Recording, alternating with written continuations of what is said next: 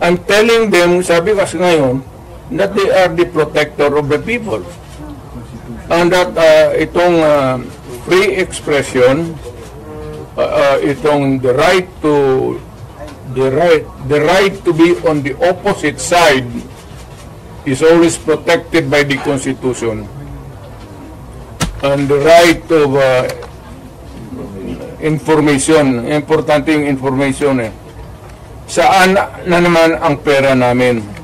So we are invoking sa military na ang tao kami nagtatanong, the right to be informed about the money that has been spent since then, and the right of redress of grievance kung nawala na.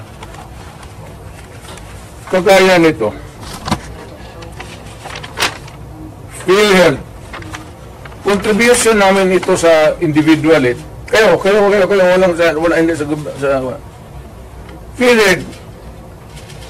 Tanongin ko kasi ngayon, saan yung pera ninyo ngayon? Ito ang naiwan na lang is out of the 89 billion, 29 na lang. So yung ang nawala nito, tanong ninyo, saan yung pera ngayon? Saan yan? Saan ang pera niyan?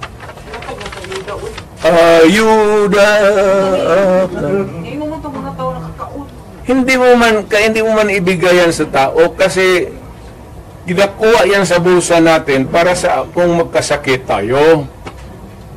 If you spend it for some other way, that is malversation. And that I will tell yung sundalo, sabihin ko sa kanya, that is malversation. Do you demand PhilHealth na mag-explain ito? Yung PhilHealth, do you demand na mag-explain ito sa public?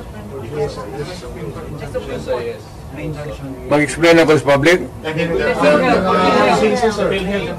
Bubulahin kayo niyan? Mayor, nag-comfort kayo kay BP Inday after nung Thursday ano, wala ka kayo. Tigas ang babae yan. Kamaldita niyan. Dood lang. Mayor, what's your reaction sa yung administration na hindi daw kayo isasubmit sa ICC, but if you are willing daw, makikipag-coordinate daw sila? I heard Mr. Marco say that if he wants to submit himself to the ICC, we cannot do anything.